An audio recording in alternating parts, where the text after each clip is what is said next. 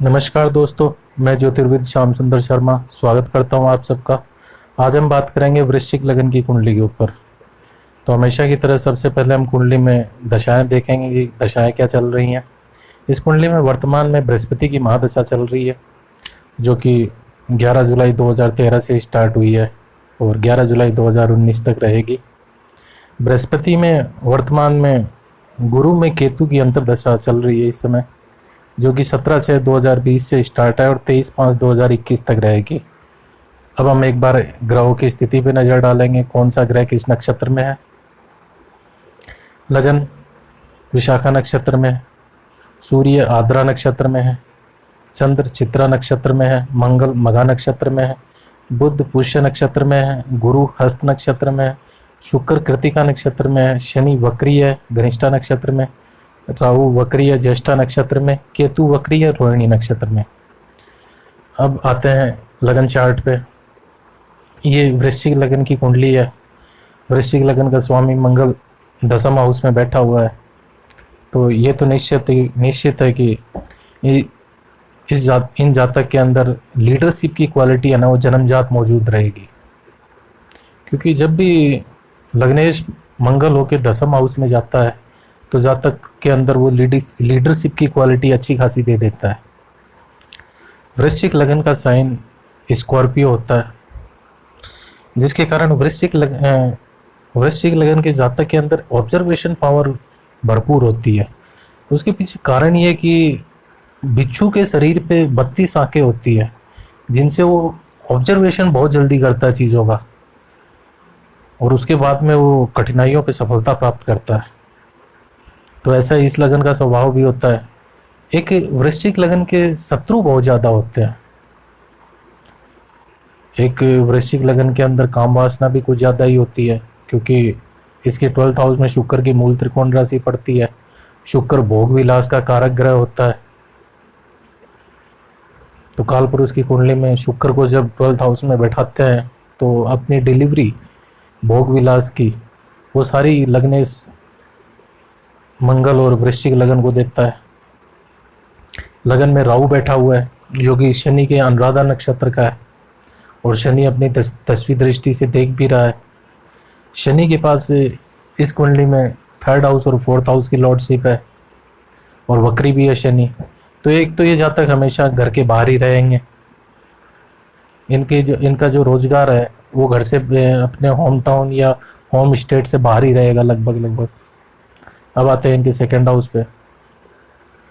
इनके 2nd house में धनु राशि है। पहले एक चीज़ लगन में हम और देख लेते हैं। इनका जो लगन है ना वो 1 डिग्री का है। तो वृश्चिक राशि में 1 डिग्री पे विशाखा नक्षत्र पड़ता है। तो गुरु 11वें घर में है, विशाखा नक्षत्र का स्वामी। जब भी लगन को गुरु प्रभावित करे, यहाँ पे देखिए लग्नेश से 2nd हाउस में भी बृहस्पति बैठा हुआ है, तो जहाँ तक सौम्य वाणी का होता है। लेकिन वृश्चिक लगन से जब हम देखते हैं तो 2nd हाउस में धनु राशि पड़ती है। धनु राशि का जो साइन होता है वो आधा पुरुष और आधा घोड़ा। पुरुष हाथ में धनुष तीर कमान लिए हुए है। तो वृश्चिक लगन का जातक कभी कभी ऐसी बातें बोल जाता है कि जो कि तीर की तरह चुभती हैं। 2nd हाउस का लॉर्ड बृहस्पति 11वें घर में गया है, और बृहस्पति चंद्रमा के नक्षत्र में है। चंद्रमा 12वें घर में है, तो इन्हें खाने पीने की दिक्कतें रहेंगी। इन्हें टाइम से खाना नहीं मिलेगा। 2nd हाउस जो कि धन की स्थिति के बारे में बताता है, जब उसका स्वामी ग्रह 11वें घर में जाता है तो धन के लिए ये अच्छे संकेत होते हैं। धन की स्थिति सुदृढ़ होती है, और उस बृहस्पति ने भाग्येश चंद्रमा का नक्षत्र पकड़ा है, तो धन के लिए अति उत्तम स्थिति है। अब आते हैं इनके 3rd हाउस पे। 3rd हाउस का लॉर्ड शनि 4th हाउस में गया है, लेकिन वक्री है, और छोटे भाई का कारक ग्रह मंगल 3rd से 8वें मतलब 10वें हाउस में गया है। तो एक तो इनकी छोटा भाई नहीं हो सकता, बहन जरूर हो सकती है इनको छोटा, क्योंकि 3rd लॉर्ड शनि अपने से आगे वाले भाव में आके 3rd हाउस की वृद्धि कर रहा है। तो इनको बहन जरूर हो सकती है। थर्ड हाउस जो कि पड़ोसियों का घर होता है और पड़ोसियों का कारक ग्रह बुध 9th में बैठ के थर्ड हाउस को देख रहा है। पड़ोसियों का इन्हें अच्छा सुख रहेगा, इनके सहयोगी अच्छे होंगे।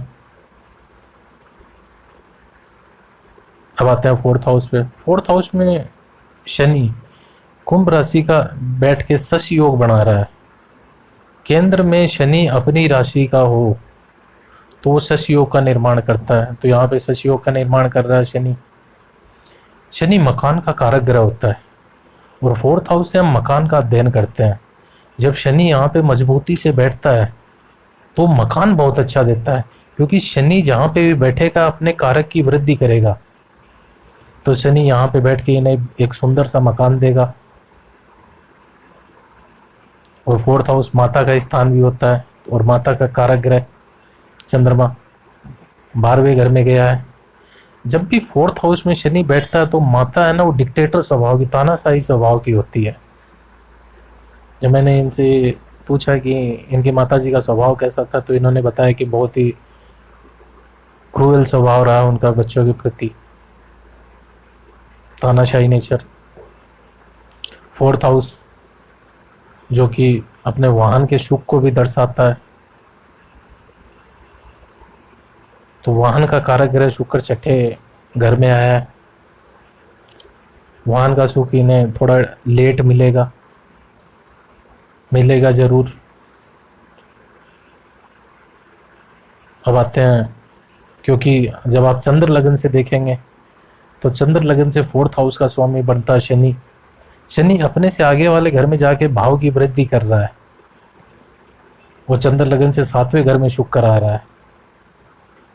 और शनि क्या है कि डिले का परिचायक होता है, देरी का, क्योंकि शनि का एक पैर टूटा हुआ है, इसलिए वो शनि शनि चलता है, इसलिए वो देरी करता है। तो इसलिए, लेकिन वो इन्हें वाहन का सुख दे देगा। अब आते हैं 5वें घर पे। 5वां घर जो कि अपनी स्कूली शिक्षा का और बच्चों का घर होता है। 5वें घर का स्वामी ग्रह बृहस्पति 11वें घर में गया है, संतान, और वहां से वो अपने घर को देख रहा है। संतान का सुख इन्हें बहुत अच्छा रहेगा। इनकी स्कूली शिक्षा भी ठीक हुई है, अच्छी हुई है। अब आते हैं छठे घर पे। छठे घर का स्वामी ग्रह मंगल 10th में गया है और वो भी सिंह राशि का मजबूत होके गया है। चंद्र लगन से छठे घर का स्वामी बृहस्पति 12वें घर में चला गया, इसलिए एक तो इन्हें ननिहाल का सुख नहीं रहेगा। ननिहाल का सुख इन्हें किंचित कम ही रहेगा। छठा घर जो कि मामाओं का होता है। तो देखिए, छठे घर में शुक्र बैठा हुआ है स्ट्रांगली। तो शुक्र की संख्या है ना, वो न्यूमेरोलॉजी के अकॉर्डिंग 6 होती है। तो जब भी शुक्र स्ट्रांगली बैठा हो छठे घर में, तो माता हरे 6 भाई बहन होते हैं। तो इनकी मारे भी 6 भाई बहन है। जब भी मैं आपको ये नंबर्स बताता हूँ ना, भाई बहनों की संख्या या संतान की संख्या, आप प्लेनेट की पोजीशन को है ना चेक जरूर करें। केपी के प्रोग्रेशन चार्ट में जाके चेक करें। अब यहाँ पे देखिए शुक्र बैठा है, अगर ये वक्री होगा यहाँ पे तो ये अपने नंबर नहीं देगा। प्लेनेट जो भी बैठा हुआ वो वक्री नहीं होना चाहिए। चलित कुंडली में अपना स्थान नहीं चेंज करना चाहिए। कृष्णमूर्ति कुंडली, उसमें अपना स्थान नहीं चेंज करना चाहिए, आगे पीछे नहीं होना चाहिए। अब आते हैं इनके 7th हाउस पे, जो इनका मेन सवाल था कि इनकी शादी कब होगी, इनकी शादी में इतना डिले क्यों हो। तो देखिए 7th हाउस लॉर्ड बनता है इस कुंडली में शुक्र। शुक्र को शनि अपनी 3rd एस्पेक्ट से देख रहा है। तो जाहिर सी बात है, शनि जब शुक्र को देखेगा तो वो शादी में डिले करवाएगा ही करवाएगा। और एक पापी, खैर केतु को पापी नहीं बोल सकते, केतु एक शुभ ग्रह है। ये गलत फहमी है लोगों की, केतु पापी ग्रह है। उग्र ग्रह जरूर बोल सकते हैं केतु को, क्रूर नेचर का, लेकिन पापी नहीं बोल सकते। केतु भी यहाँ पे एक क्रूर ग्रह बैठा हुआ है। और शुक्र सप्तमेश भी है इस कुंडली में। सप्तमेश और पत्नी का नैसर्गिक कारक ग्रह शुक्र दोनों पे शनि की थर्ड एस्पेक्ट है, इस कारण से डिले हो रहा है।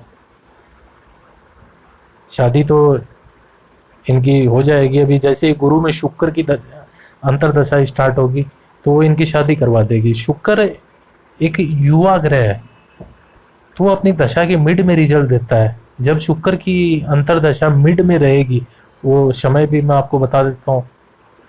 देखिए गुरु की महादशा चल रही है, गुरु में शुक्र स्टार्ट होगा 23/5/21 से, तो इनकी 22 के एंड में इनकी शादी हो जाएगी।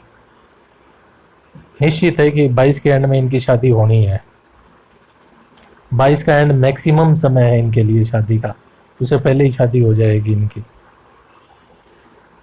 अब इनका एक सवाल और था कि इनकी पत्नी का स्वभाव कैसा रहेगा।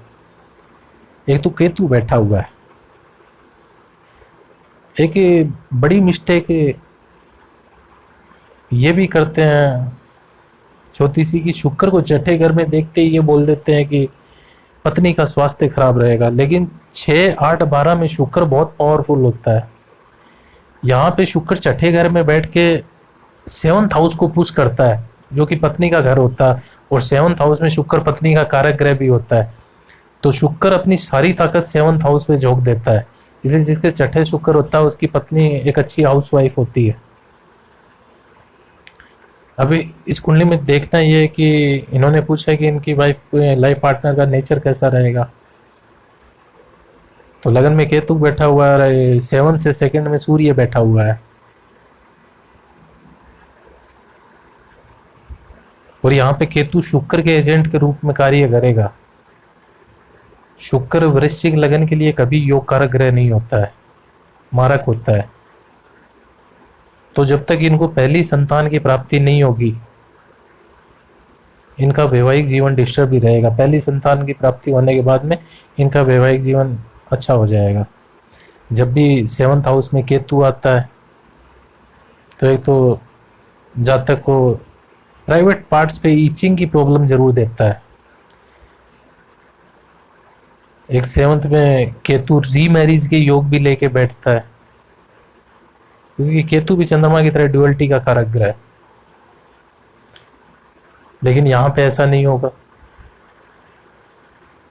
क्योंकि केतु ने, देखिए केतु 17 डिग्री का है, और 17 डिग्री पे वृषभ राशि में चंद्रमा का नक्षत्र आता है, रोहिणी नक्षत्र। चंद्रमा चर राशि में बैठा हुआ है। अगर यही केतु का नक्षत्र स्वामी चंद्रमा 200 भाव राशि में बैठता तो ड्यूअल मैरिज की इंडिकेशन देता है।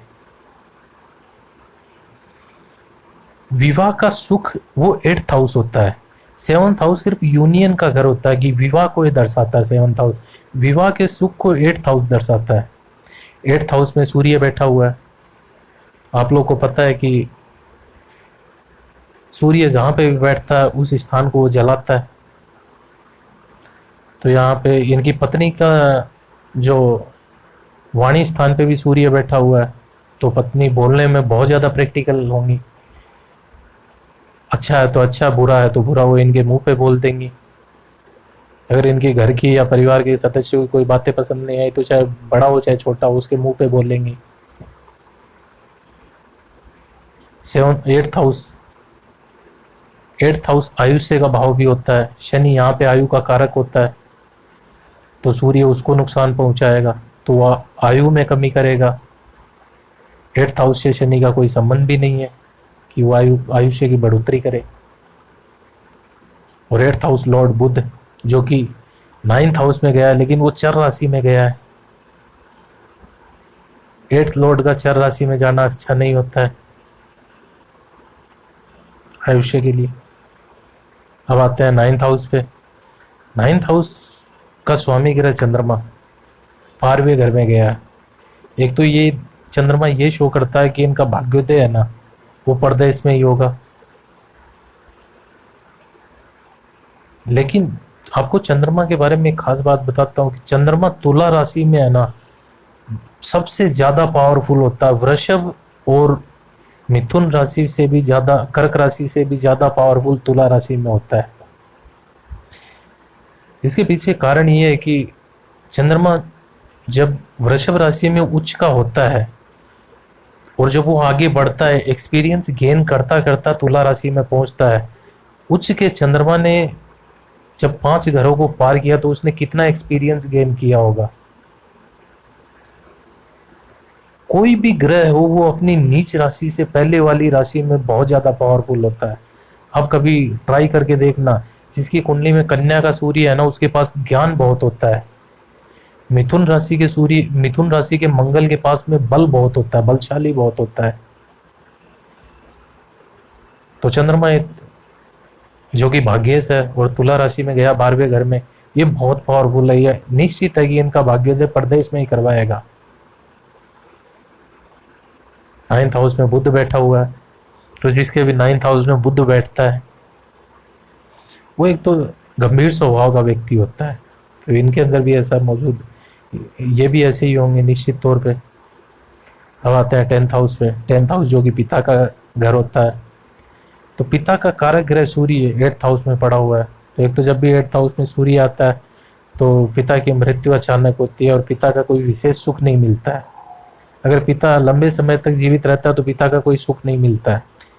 जब मैंने इनसे ये बात कही तो इन्होंने कहा कि इनके पिताजी तो अभी जीवित हैं, लेकिन उनका कोई विशेष सुख नहीं रहा, क्योंकि इन्हें 12वीं पास करते ही नौकरी के लिए बाहर जाना पड़ा। अब इसमें आपको एक योग और दिखाऊंगा कि इनके पिता का है ना बायां हाथ, सॉरी दायां हाथ वो खराब है। किस कारण से वो बताऊंगा। इस कुंडली में देखिए कि पिता के जो दाएं हाथ का स्वामी बनता है वो बनता है शुक्र। 12वें घर का स्वामी शुक्र है, जो कि पिता का दायां हाथ है। एक तो उसको शनि अपनी 3rd एस्पेक्ट से देख रहा है और वहां पे चंद्रमा मौजूद है जो कि पिता से 12वें घर का मालिक है। इन दो स्थितियों ने इनके पिता का दायां हाथ खराब कर दिया। और काल पुरुष की कुंडली में जो 3rd हाउस का लॉर्ड बनता है, तो पिता से जो 3rd हाउस का लॉर्ड बनेगा वो काल पुरुष में बुध बनेगा, वो भी 12वें आ गया पिता से। तो ये 3 चीजें ऐसी हैं जिनसे पिता का दायां हाथ खराब है। अब आते हैं इनके प्रोफेशन पे। तो मंगल बैठा हुआ है वृश्चिक लगन में, 10वें घर में मंगल बैठेगा तो वो कुल दीपक योग का निर्माण करेगा। तो ये अपने कुल के दीपक होंगे।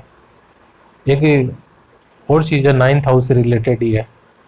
9th हाउस का लॉर्ड चंद्रमा 12वें में गया है, तो इस भाव की तो ये हानि, कुछ तो हानि करेगा।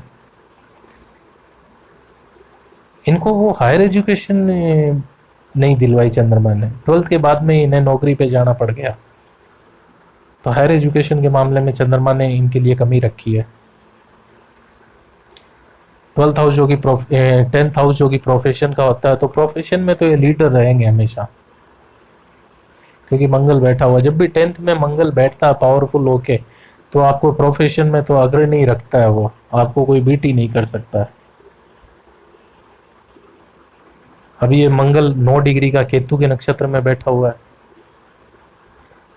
केतु ने 7वें घर में पोस्टिंग ली है वृषभ राशि में। इनका जो काम है ना, वो लगभग कैशियर, ये एक तो ब्रांच मैनेजर है। पहले आपको बता दूं, ये किसी बड़ी कंपनी में ब्रांच मैनेजर है, लेकिन कैश का जो सारा लेन देन का काम है ना, इनका ही होता है। जब भी 2nd नंबर की राशि वृषभ राशि प्रोफेशन में इन्वॉल्व होती है ना, तो वो कैश से रिलेटेड काम आपको देती ही देती है।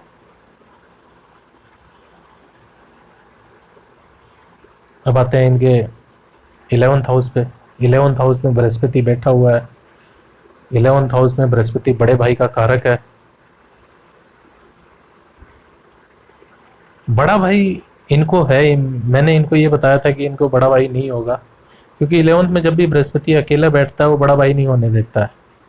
लेकिन इनको बड़ा भाई है। यहाँ पे मेरी प्रेडिक्शन गलत रही। फिर मैंने इनसे कहा कि इन्हें बड़े भाई का कोई सुख नहीं मिलेगा। तो आज भी जो इनका बड़ा भाई है वो इनके ऊपर डिपेंड रहता है इकोनॉमिकली।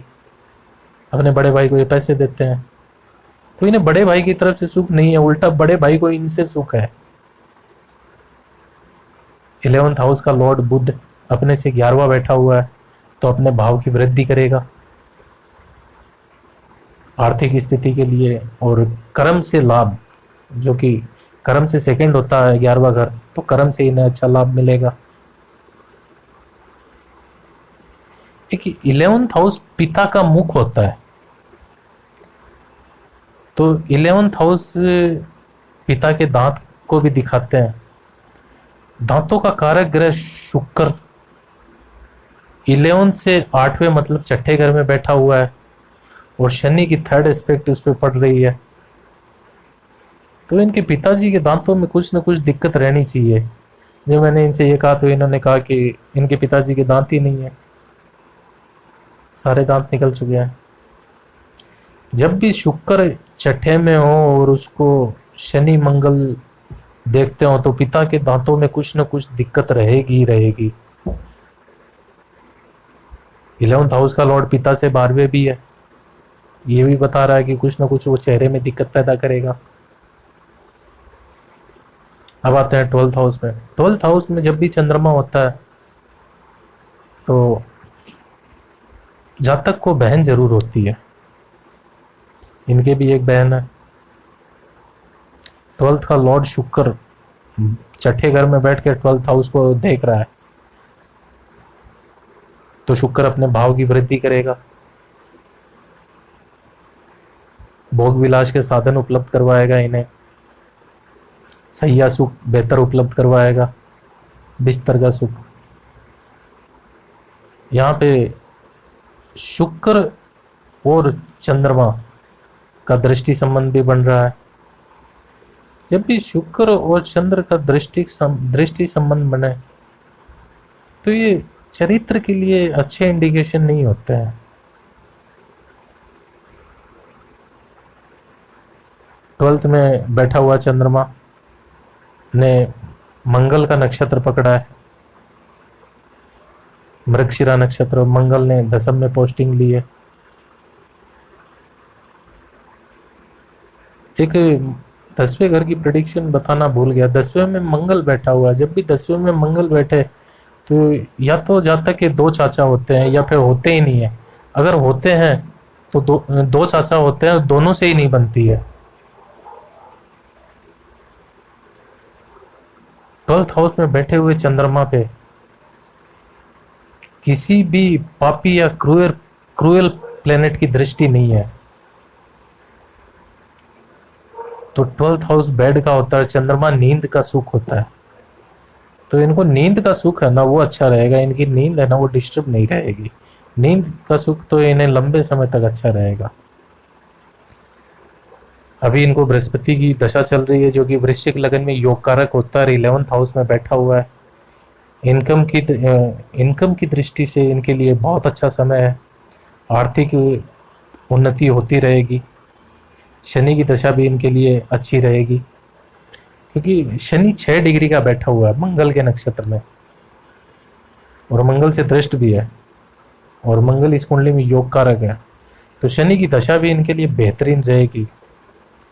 क्योंकि इस कुंडली में देखिए, शनि इस कुंडली में मात्रेश है, माता के स्थान का मालिक है, और मंगल से दृष्ट है। मंगल और शनि में शत्रुता जग जाहिर है, तो इनकी माता के स्वास्थ्य को डिस्टर्ब किया है इस मंगल ने। माता को तो बीमार रखता है। अब कुछ विशेष योग और देख लेते हैं। गुरु से जब भी, या तो गुरु से जस्ट आगे डिग्री वाइज चंद्रमा हो या गुरु से आगे वाले घर में चंद्रमा हो, तो जातक का जो रहने का घर है ना, खुद का घर, वो बहुत जल्दी चेंज हो जाता है। तो इनका जब ये 10 साल के थे तो इनका घर चेंज हो गया रहने का, दूसरा घर इन्होंने बना लिया। अब कुछ विशेष योग और देख लेते हैं। देखिए, सूर्य से सेकंड हाउस में कर्क राशि का बुध बैठा। जब भी सूर्य से सेकंड हाउस में कर्क राशि का बुध बैठता है, तो पिता की आर्थिक स्थिति है ना वो अच्छी नहीं रहती है। इनकी जो सवाल था शादी, वो हो ही गया। कब होगी वो हो गया। इनकी पत्नी का स्वभाव कैसा था वो भी हो गया है। शनि की दशा इस कुंडली में अच्छी क्यों जाएगी? तो उसका एक बड़ा कारण है कि शनि शश योग बना के बैठा हुआ है। इस कारण शनि की दशा इनकी जबरदस्त जाएगी। चलिए आज के लिए इतना काफ़ी है, मिलेंगे अगली कुंडली पे। तब तक के लिए धन्यवाद।